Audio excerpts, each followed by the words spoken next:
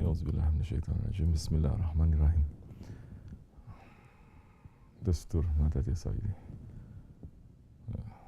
صاحب السيف شبرك بسير بني مدد نويت 40 أزلا خلوة رياضة تسلك سبيل الله ممكن ولا قوة إلا بالله العظيم طريقة الصبح في الخير من جميع بسم الله الرحمن الرحيم. We should renew our faith, inshallah, first. And that will set the foundation. And we're going to ask our Shaykh, inshallah, to send us something that is going to be useful for me and for you. There's too much Malayani going on in this world right now.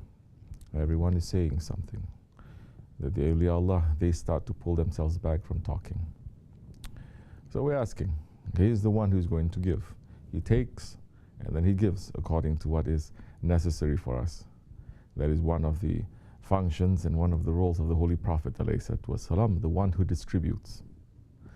And the one who understands his protocol is going to go to the one who is going to distribute his blessings.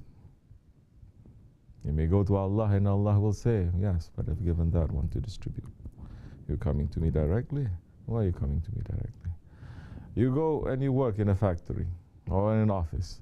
Do you go to the CEO directly and say, I want to get paid? What happens if you do that? He may fire you. But the CEO is going to say from time to time, anything you need, you can come and you can speak. Anything that you're going to say, feel free. But you know as a worker in this world that there is someone who is above you. And that is the one who is responsible to give, to take from the one that's higher and to give to us. So let us renew our faith, inshallah, saying, Ashhadu an la ilaha illallah wa ashhadu anna Muhammadan abduhu wa rasuluhu sallallahu alayhi wa sallam. With this foundation, inshallah, we can step on firmly. And we're asking our Shaykh, inshallah, to send us what is necessary for us in these days. Alhamdulillah, shukr. We are saying endless shukr to Allah subhanahu wa ta'ala, our Lord, that He has given us everything that we want, everything that we need, everything that we can imagine, and everything that we cannot imagine. He has created for us. Allah subhanahu wa ta'ala, in reality, He has created everything for man. The paradises is created for man. The hells is created for man. The worlds, they are created for man. The 7 earths and 7 skies, they are created for man. All 18,000 alams are created for man. Because Allah subhanahu wa ta'ala is not in need of anything. He did not create this because He is in need of it. Science is now saying everything that is in creation is in us physically. They say half of the periodic table. You know the periodic table? Speaking to, mashallah, very intelligent murids. Your hydrogen, your oxygen, all your elements, they say half of it is in you. It's not half. Everything is in you. They haven't discovered it yet. You think that table is all that there is? There is more. They didn't discover that yet. And everything is also in you. As Hazrat Ali Karamallahu Wajha is saying, every disease is in you. In you is also every medicine. Paradise is in you. The hell is also in you, coming from you. The book, the manifest book, the open book, Kitabul Mubin, it is also in you. It is written. But man, he needs to reflect. He needs to think, to understand that everything is in him, and Allah subhanahu wa ta'ala has created everything for him, and everything is a reflection of man, and man is a reflection of Allah. There's a very big wisdom, a very big secret that is in there. But he needs to reflect, he needs to think, because Allah subhanahu wa ta'ala did not create any creature that is capable of reflecting, that is capable of coming closer to Allah subhanahu wa ta'ala. Every creature that he has created, they know their station. They cannot go one step back, they cannot go one step forward. Everything Allah subhanahu wa ta'ala is saying we have created in their own orbits.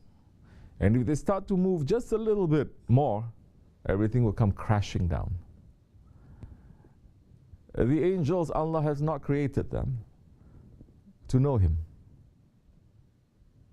The animals, Allah has not created them to know Him. But every one of them, they are holding on to something that is in this vast, you cannot imagine kind of creation that is so huge and so powerful, yet it is so delicate. Everything is so delicate, more delicate than a spider's web, showing the latif, the lutuf of Allah subhanahu wa ta'ala. And nothing that is in this creation, they will go out of their way, outside of their creation, to disturb this balance and to destroy it. That power to destroy and to restore. That power that is to understand and to see and to participate. That power to move beyond the orbits is only given to Hazrat Insan. And Allah subhanahu wa ta'ala has given that power to Hazrat Insan. وَلَقَدْ كَرَمْنَا بَنِي Adam, the honor. And we have honored the children of Adam. That He's not saying we have honored the angels or the animals. So mankind now, Allah has given us the ability now to move, to reflect, to go beyond our physical senses. That any way that you are going to reflect, you are going to move beyond where you are. You will never get stuck, you'll never go behind. If you just reflect on your physical miracle, you will never get stuck. You must go beyond. In the old days, not too long ago, that's why in Islam there is no conflict of faith and science and knowledge of this world. There is no conflict. The knowledge of this world, it is but a byproduct, one sign of the greatness of Allah, because Allah subhanahu wa ta'ala, He did not just create this world, this physical world is the asfala safilin, this is the lowest of the low. He has created countless worlds, countless. The theories that science have come up, that is concerning this world, it may not apply to other worlds, it may not even apply to other planets. We cannot apply that to the sun, maybe. Then what? Then what? And in this reflection, mankind must, at every turn, knowing that this is the lowest of the low, and there is higher and higher and higher worlds, and beyond that, and beyond that is the world, Alam of Malakut, the world of the power of Allah, and beyond that, the power, the world, the power of the Prophet ﷺ, that is also there. Beyond that is the power of Allah. Now mankind would never say, then, I think, therefore I am. He will never say, because I'm thinking and I'm knowing all this, therefore I'm existing. No. Then more he looks, whether inside into the human body, into the makeup physically of the, into the blood cells, into the human cells, more he looks in, more he discovers that the worlds within worlds within worlds within worlds. And he's going to say Subhanallah. At every turn he has to say Subhanallah. How my Lord, how great my Lord is. And every turn that he sees outside of himself, his physical self, outside, and he's going to look to the seas and to the deserts and to the skies and to the mountains and beyond. The only conclusion that he has to come is to say, Subhanallah. All glory, all greatness is to Allah. And who am I? Who am I? And the believer at that time is going to understand a little bit of that prayer of Yunus alayhi salam. There is no Lord but you. No Lord but you. All glory is to you. And I am one of the oppressors. Because that story is telling us we are always running away. That story of Yunus alayhi salam, that he was giving the message to his people and the people commit so much cruelty to him. Yunus alayhi salam, he did not go to bring the people to dunya or to their desires. He's teaching them about their Lord. He's teaching them, he's bringing them La ilaha illallah. He's not teaching them how to worship himself, hasha, or how to saying to the people, you have to serve me, you have to love me, you have to do this. Nothing. They're not in need of that, the prophets, because they have Allah. Why are they in need of that? So if anybody also thinks that the saints and the sheikhs, that they need anyone, that's a big problem now. Because they have the owner of all dominions.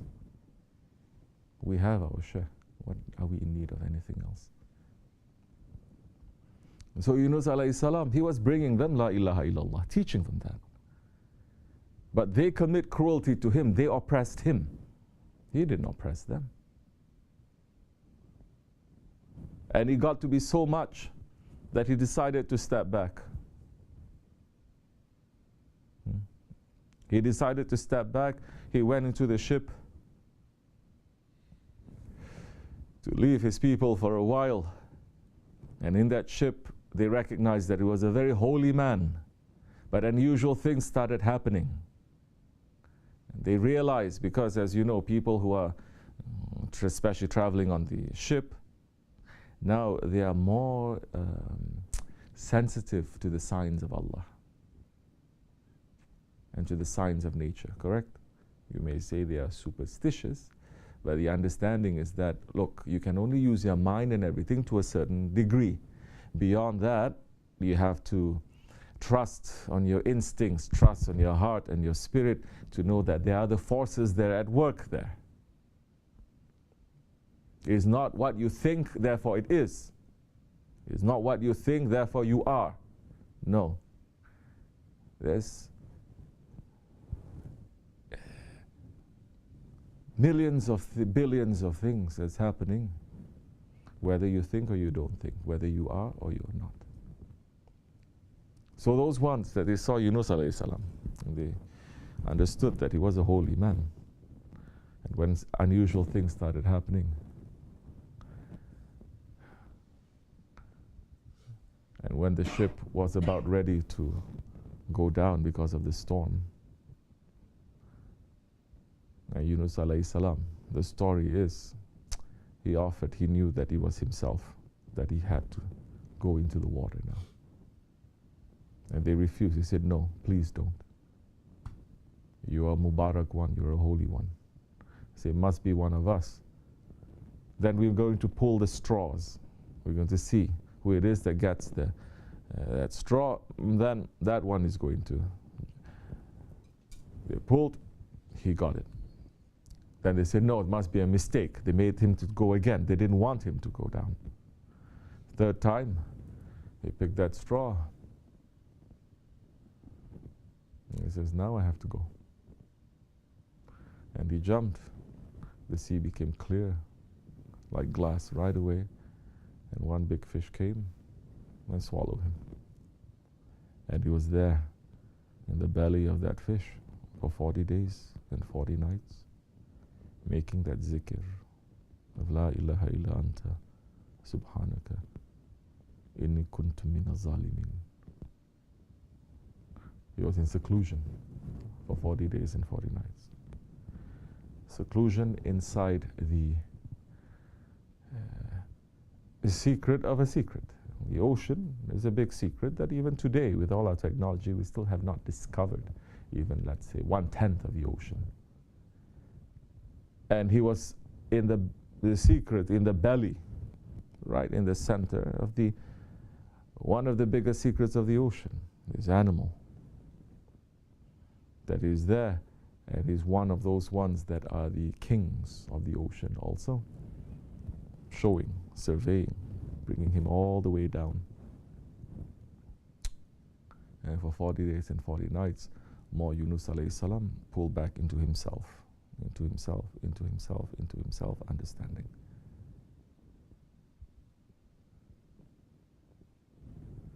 This is a lesson for us. When the time came, he came out, the dolphins, they came and they brought him to safety. That's why dolphins, they are very blessed in Islam. It is haram to eat them. You can try, you will die too. You're going to get cursed dunya and akhirat, because their flesh has certain toxins they're not designed for you to eat. You don't have to eat everything. It's showing again your shaitanic ego. La ilaha illa anta subhana in kuntu min az-zalimin. Showing us now how, when we're running away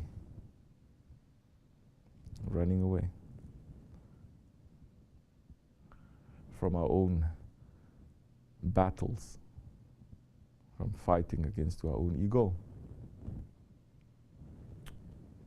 you may be punished. But if you're running away with the good intentions from your ego, that becomes a seclusion for you. Because Yunus alayhi salam, he did not run away now to go enjoy himself. And he was put into that position where now he has to think for 40 days and 40 nights. Now he is in reflection. Who knows what universes were revealed to him in the belly of that whale. This is a lesson for us.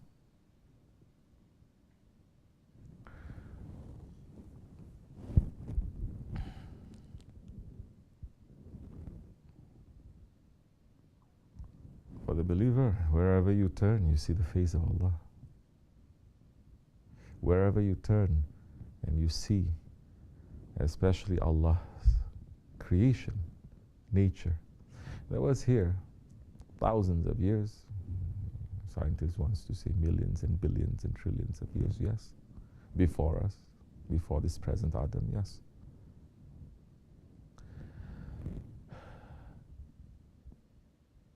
What presence have we put here in this world? What mark did we put? How long?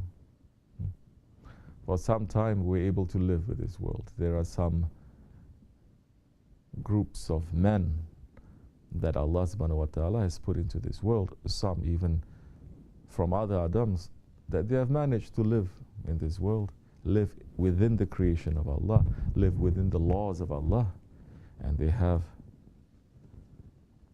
learned their Lord that way, and they are part of that creation thousands of years. Like what Omar Khayyam is saying.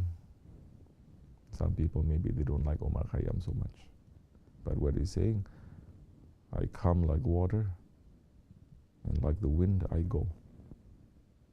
Yes, of course, so much secrets in there. Like water, you are coming into this world. There's very deep meaning in that. But you disappear like the wind. Meaning, you don't leave anything back here. You don't leave anything. Mankind, whatever that we are even putting now, you think it's going to take nature thousands and thousands of years to cover up our presence here? If something were to happen, all the humans is going to go. No, it only takes some time, very short while. Everything is going to get covered up as if we never existed again, physically. La ilaha illa anta subhanaka in kuntu minaz zalimin. And the one who is understanding this ayat to say, I am not Lord, Ya Rabbi. You are Lord. There is no Lord but you. And when I look into this nature, and I understand you are Lord, you are ruling, and I can never understand this. And the shaitan in me is going to say, take this, this is yours. Take this, destroy this, put your flag there, climb this, discover everything. But what are we discovering now? With our ego, that modern man has been trying to discover this world. What has he discovered? He's discovering more and more that he doesn't understand. He's discovering more and more that all the things that he's discovered before, it is only just a fraction of the knowledge that is there.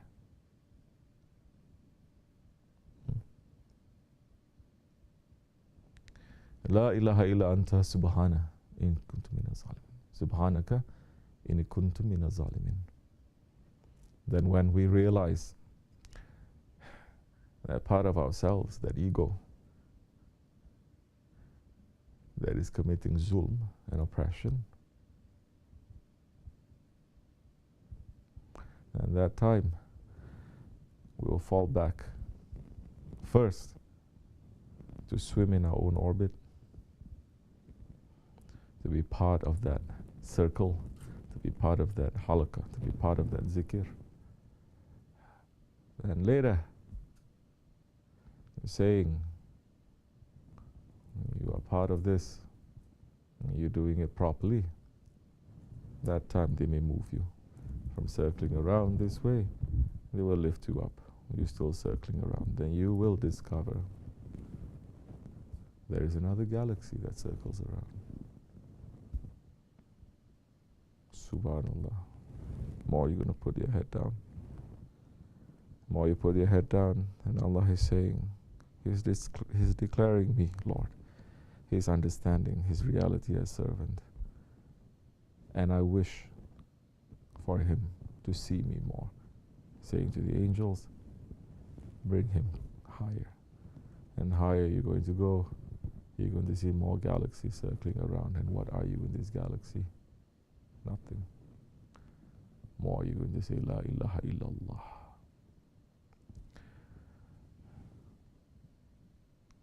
Allah is not making it difficult for mankind to know Him. Allah is not making it impossible for mankind to know Him. Allah is showing again and again the Quran Kareem. Even if you have no knowledge, whatever that He has put in our heart and whatever He has put in front of our eyes, we'll be able to put two and two together to say La ilaha illallah. And it is only the stubborn, egoistic, shaitanic man who will deny that there is no creator. Everything is happening just like that. May Allah forgive us. And more we are understanding that, more we are in awe, more a man must be in love, more man must be in fear, more man must feel honored that the Lord of all creation has created us special. It's time we're going to wake up. Everything now will make us to wake up, to come back to Him. Because you can see, you can be inside of this miracle of creation, let's say. But if you're not going to put two and two together, you're missing the whole point. Then there is no spirit, there is no secret, then everything is the same. At that time you don't want to leave this world too, because you say this world is all that there is. Sometimes we're going here and there. We're saying, oh, so many people, they like to see these things. And so many times we see old people. Now we're saying, what are you doing here, you old people from, let's say, Pakistan? They're seeing also, they're 80 years old, they're dragging their grandmothers, looking at this, looking at penguins, looking at mountains, looking at trees, and you see all these old people looking, but you see it's nothing, they're not too much interested. Because they say, look, our Western brothers, they're 80, 90 years old, they have a bucket list. They say, bucket list? What bucket? Dog bucket list? Or pig bucket list? Oh, that means they say we have to see all these things before we die. So, oh, subhanallah. You still didn't get it, huh? You still didn't get it. I feel very sorry for you. That's why I see the old ones, they're running around to taste everything, to see everything before they die. And now our own grandmothers and grandfathers, their children know so much, they're bringing them to say, look, you have to see before you die. But not too long ago, and there are still so many, I remember the grandmother coming, mother saying, why don't you bring her to the city and to look at lights? He said, what am I going to get lights for? I'm 80 years old, I'm going to die. I want to see those lights, not these stupid Christmas lights that I'm going to see. They have some sense, they have some intelligence. Because closer they are coming into the age where they are pulling themselves away from this dunya and they're getting more attracted to the akhirat. More you're getting attracted to the akhirat, then you understand this dunya, it is just, as Allah is saying, it's just trickery, it's just amusement, it's just a veil. They're not interested. Wherever they go now, and they're going to feel very sour to, they say, no, I want to stay home. I want to make some zikr. I want to worship more. Then I want to be with my Lord. Those ones who are going to so much tours here and there. What happened? Because now, when they treat their Hajj, when they treat their Umrah, when they treat their Ziyarat as vacations, meaning wrong intentions going, wrong actions when they are there, wrong thoughts when they are there and they come back, now they're going to treat everything now as a vacation. They say we need more vacation, because the spirit is not satisfied. Because you're not trying to satisfy the spirit, you're trying to satisfy the ego. And the ego is never satisfied. That's why we see some people, they even go inside the tomb of the Prophet, ﷺ, special tours now. They pay a lot of money, some big share with some pull here and there. They say, oh, the Saudis, they're not Wahhabis. They brought me into the tomb. You see, they like me. And they like Prophet. I say, you idiot, you're not understanding. Same way that they are taking tourists' money to bring you to the tomb, same way now they're turning the whole of Hijaz now into a tourist trap. Because they're saying, 20 million people coming into the Hijaz, how much money we're going to make now? Now, what we're going to do, since people are coming for the Hajj anyway, and we tested through all these years, through all the Starbucks and Victoria's Secrets and what is that chicken? Bros chicken in Mecca and Medina. All this dunya, all these idols, like it is during the Jahiliyyah time, they go through all those idols before they go to the Kaaba. We tested it out for some decades and it's working. Now we're going to turn the whole, not only Mecca and Medina, turn the whole of Hijaz to be like that. Now people are going to go spend 1 month in vacation, go to the Hajj, and then after that, when they come out from the Hajj, they're going to spend weeks in vacation, they're going to spend all their money, and we're going to profit from it. Very good lesson we learned from people, huh? MashaAllah. Seeing all these old people looking, say, what are they looking for? We are coming out, we are traveling, and we say, Subhanallah, but we still, whatever that you are seeing, your heart is still looking for home. Whatever you discover, your heart is still pulling for the home. And if our heart is not pulling for paradise, which is our original home, we're in trouble. That means we've forgotten ourselves. So yeah, there's all people looking, doing all their bucket list. Allah, astaghfirullah. And then you see all these people. Okay, I don't mind all those white people maybe. So these brown people bringing a grandfather, grandmother, and they're looking around, forcing them to look at all these things. Astaghfirullah lazim wa atubu ilayh. Nah. Shaykh Effendi sending us here and there.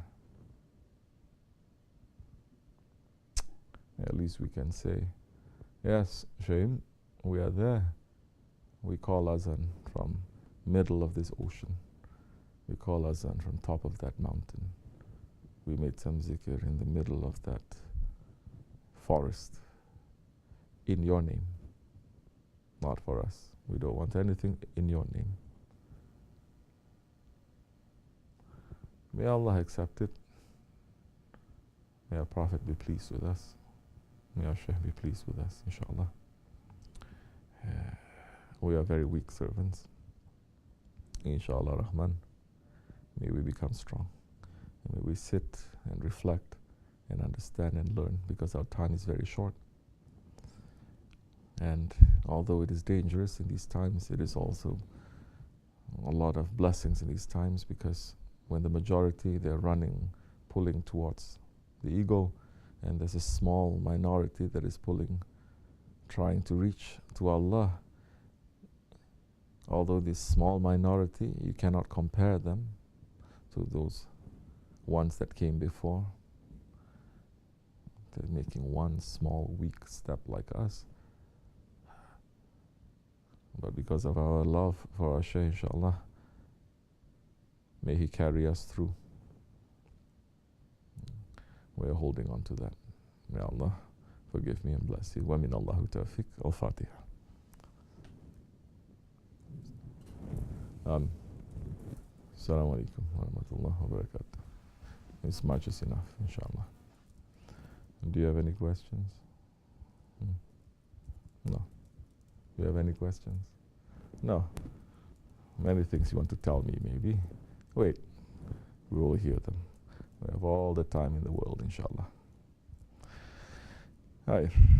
May you have a blessed night and a blessed Jummah, inshallah. I will see you soon. Assalamu alaikum wa rahmatullahi wa barakatuh. Al-Fatiha.